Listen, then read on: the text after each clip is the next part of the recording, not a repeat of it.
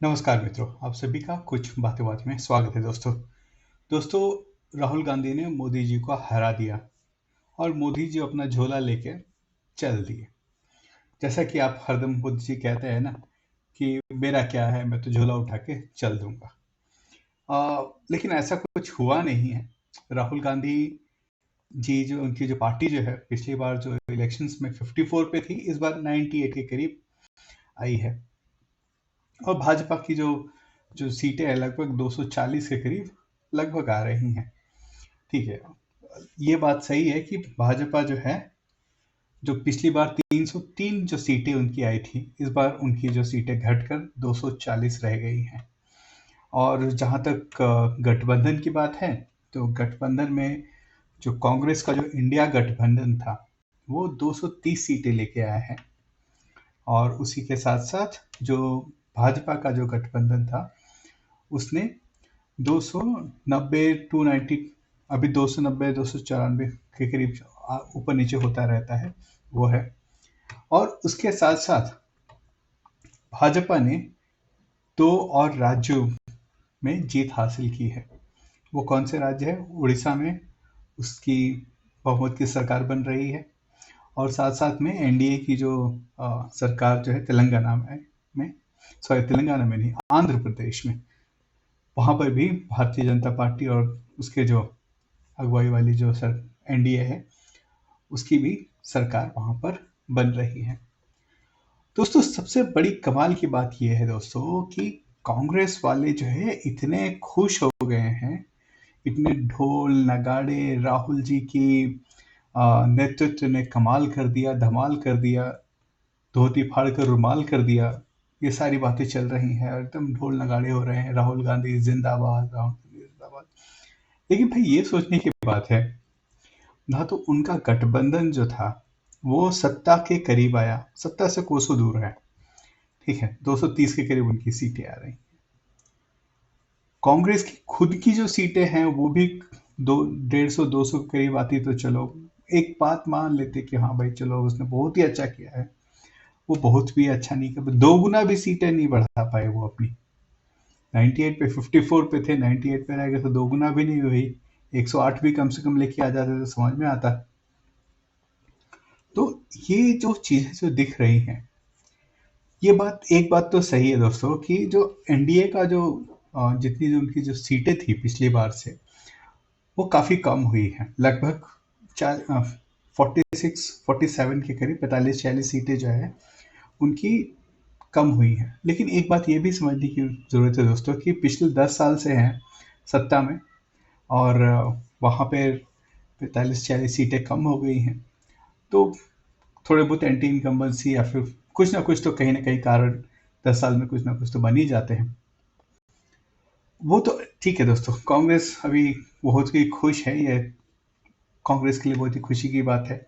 लेकिन उसी खुशी में कहीं ना कहीं जो हमारी प्रियंका वाड्रा जी हैं, वो कहीं ना कहीं चाहती थी कि ये जो इलेक्शन है कांग्रेस पूरी तरह से हारे और उनका जो रास्ता है वो आगे प्रशस्त हो। एनीवे, वो तो अलग हो गया।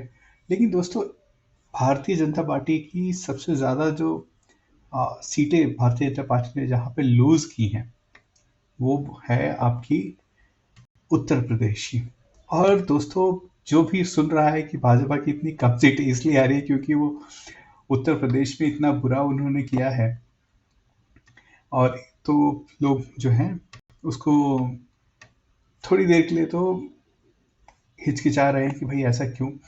क्योंकि जिस तरह से भाजपा ने या फिर मोदी योगी सरकार ने उत्तर प्रदेश में काम किया था, चाहे आप बनारस का ले लीजिए, चाहे आप अयोध्या ले लीजिए।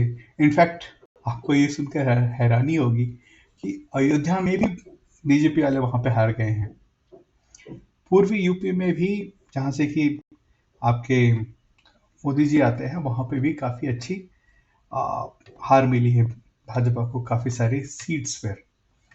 तो हार तो हुई है बीजेपी की, लेकिन सरकार जो है कांग्रेस बना नहीं रही है, और सरकार वापस जो है मोदी ही बना रहे हैं। तो वो जो एक आपका टैगलाइन चल रहा था ना, आएगा तो मोदी ही।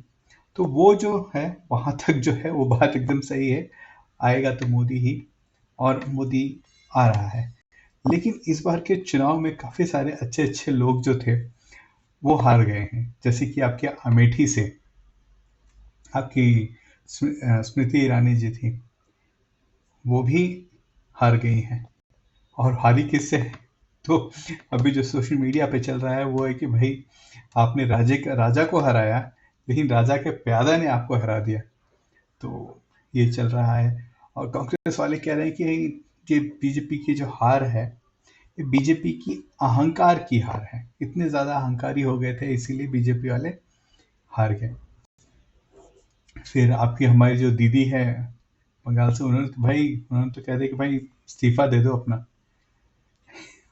प्रधानमंत्री तो बन जाने दो। हाँ, मोदी जी को शपथ तो ले लें, तो उसके बाद फिर इस्तीफे की बात देखेंगे कब कहाँ पे देना है उनको। कांग्रेस ने काफी अच्छा कार्य किया है दो जगह पे। इनफैक्ट भारतीय जनता पार्टी की जो सीटें कम हुई है वो भी दो दो जगह पे हुई है। वो एक है महाराष्ट्र और दूसरा है आपका यूपी से। यूपी पे तो हमने डिस्कस कर लिया कि कहीं ना कहीं जो वोटों का ध्रुवीकरण हुआ, लेकिन वो ध्रुवीकरण एक तरफा ध्रुवीकरण हुआ। वो हुआ कि मुस्लिम का जो वोटों की जो है ध्रुवीकरण काफी अच्छे से हुई, और अ, जो मुस्लिम वोट्स जो हैं कांग्रेस और एसपी को एक तरफा गए हैं। और जो हिंदुओं की साइड में जो ध्रुवीकरण होना चाहिए था, वो ऐसा कुछ हुआ नहीं। उसी के साथ साथ जो आपका महाराष्ट्र है, महाराष्ट्र में सबको लग रहा था कि खासकर बीजेपी सपोर्टर्स को ये लग रहा था कि महाराष्ट्र में उद्धव ठाकरे जो है काफ़ी कमज़ोर हो गए हैं, और साथ साथ में एनसीपी भी टूट गई है, तो वो भी कमज़ोर हो गई है।